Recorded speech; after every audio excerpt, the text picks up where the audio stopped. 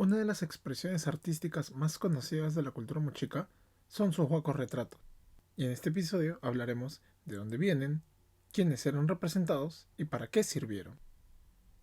Mi nombre es Sergio Sáez y esto es Más de 200, podcast de historia andina.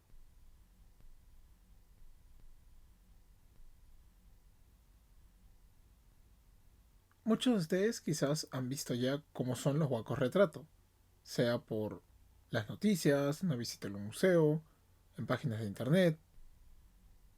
Todos han observado que son vasijas que se caracterizan por representar las cabezas de diferentes individuos en varios tipos de cerámica, que incluyen botellas de cestribo, que son las más comunes, vasos, cántaros, botellas con azagoyete, las llamadas copas sonaja, e incluso en unas vasijas llamadas cancheros, porque parecen ser recipientes para servir cancha cocida. La tesis más popular sobre los huacos retrato es también la más antigua y plantea que estas vasijas son retratos realistas de personas reales, funcionarios, sacerdotes, gobernantes, personas comunes. Para Julio Cetello eran representaciones de los ancestros. Por su parte, Horacio Urteaga creía que eran retratos de los muertos enterrados en las tumbas en donde los encontraban, y finalmente Rafael Larco popularizó esta propuesta al considerar que el arte mochica representaba todos los aspectos de la vida cotidiana de esta población de la costa norte. Planteó incluso que se podrían identificar gobernantes específicos, funcionarios y herederos en diferentes etapas de su vida, mientras el estado mochica único que él proponía se iba expandiendo.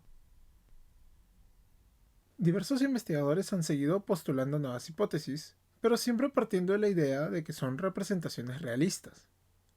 Sin embargo, las evidencias arqueológicas muestran que los huacos retratos son escasos en el corpus cerámico mochica, son pocas las representaciones de mujeres, abundan los prisioneros y otros personajes con representaciones menos individualizadas, o sea, no son tan detallados como los que salen en los folletos, y, quizás más importante, se ha demostrado el uso de moldes para la elaboración de vasijas que aparecen en tumbas diferentes, incluso en valles alejados.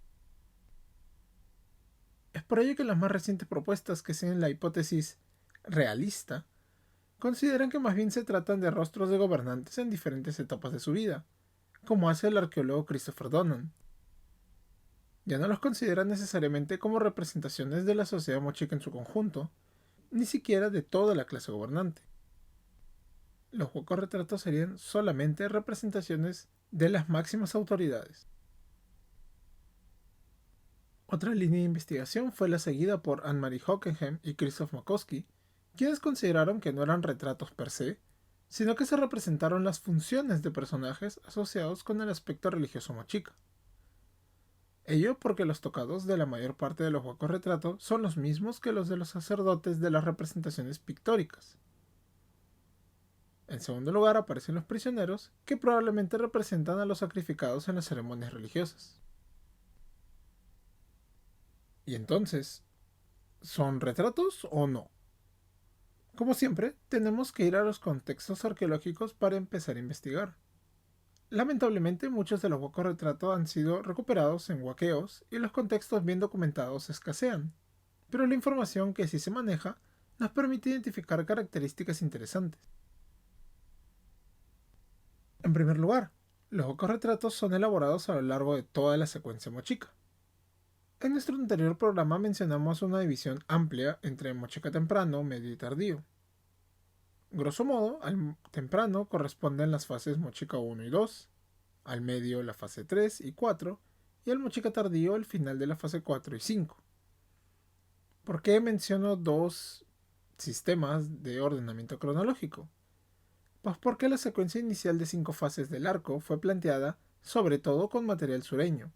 Cuando se empezó a estudiar y definir a los mochicas del norte, se encontró que su secuencia no se adapta a estas 5 fases y se utilizó la de temprano, medio y tardío.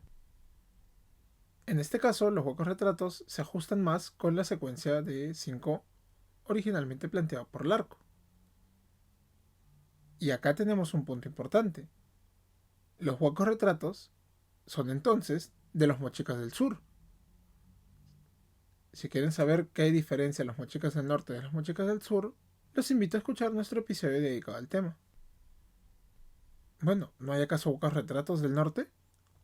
De los que tienen contexto conocido son un 40% del Valle del Santa, un 26.4% de Virú, un 18.1% del Valle de Moche, un 14.7% de Chicama y solamente dos ejemplares de dudosa procedencia correspondientes a Guarmey y uno a Lambayeque.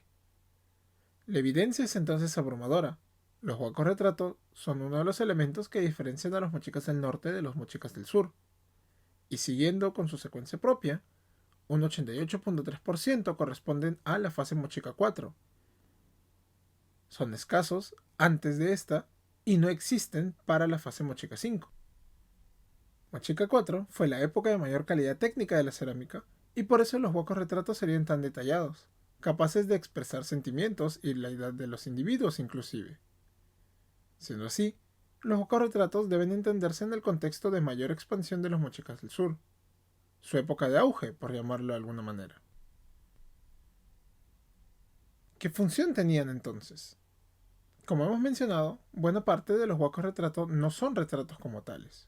Sus rasgos están bastante estandarizados y en muchos casos solo se los puede diferenciar por los peinados, tocados o pintura facial. Para Janusz Woloszyn, quien realizó el estudio más detallado de este grupo de vasijas, estos representarían a sectores de la sociedad, antes que individuos, a pesar de que sí se contaron con modelos para elaborar algunos, y eran utilizados con fines ceremoniales. Hay representaciones pictóricas de huacos retrato acompañando a sacerdotes, por ejemplo, y también funcionaron como ofrenda funeraria. La identidad de las personas que sirvieron como modelos no era lo importante, y por eso luego se hicieron moldes y reprodujeron estos rostros tan realistas en distintas vasijas, agregándoseles distintos detalles. Siendo así, se puede descartar la propuesta de que son retratos de gobernantes en diferentes etapas de su vida. El excesivo detalle nos habla más de la habilidad de los artesanos que de una intencionalidad personal de la clase dirigente. Pero el argumento más importante en contra de la propuesta defendida por Larco y Donan es que no hay ningún gobernante representado. Así como oyen, ninguno. La iconografía de las vasijas escultóricas y pictóricas, así como los entierros como los de la señora de Cao y el sacerdote búho de Virú, no cuento al señor Zipán porque es de los mochicas del norte, nos permiten saber muy bien cuáles eran los atributos de los gobernantes mochicas. Ningún huaco retrato presenta los tocados tan característicos de estos entierros.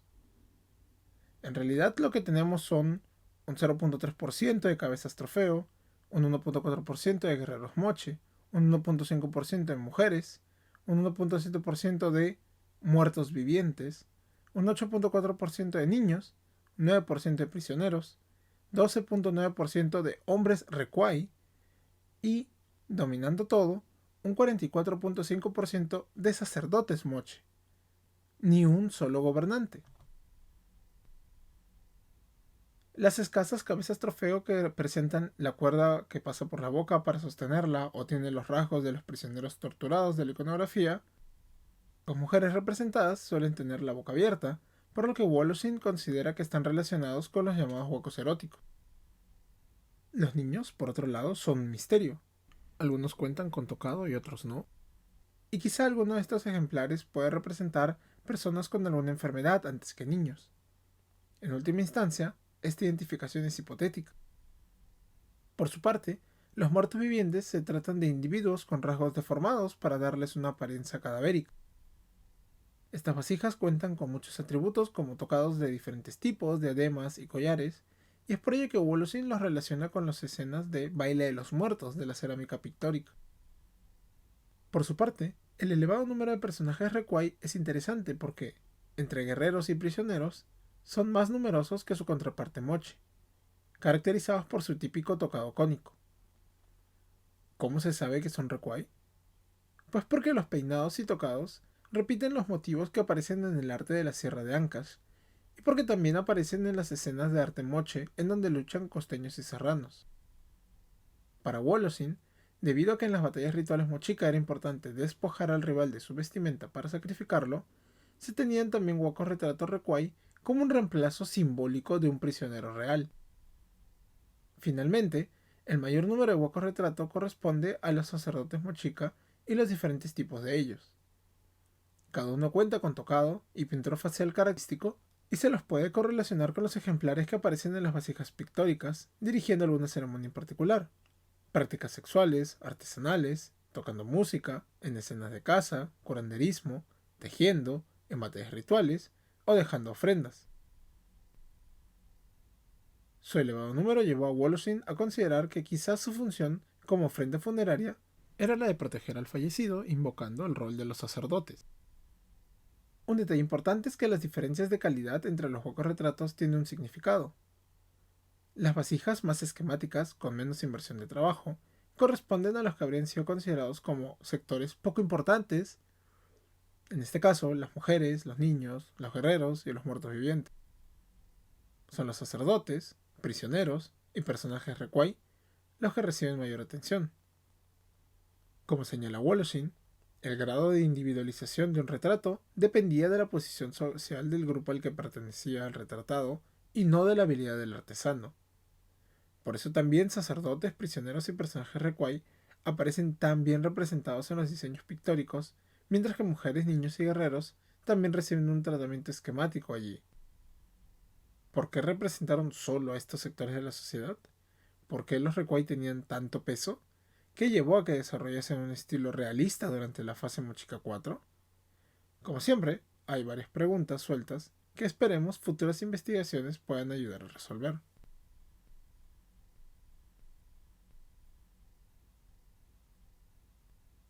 Muchas gracias por escuchar el episodio de hoy. Como siempre, quiero agradecer a nuestros Patreon, Lindo Blair, CBZ, Frank Abarca y Carlos Vilca, por apoyarnos durante tanto tiempo y contribuir con que este proyecto siga adelante. Ya saben que si quieren apoyarnos pueden hacerlo vía Patreon, en donde nos encuentran como más de 200 podcasts de historia andina. Pueden apoyarnos desde $1 en esta plataforma de mecenazgo, pueden retirar su apoyo después.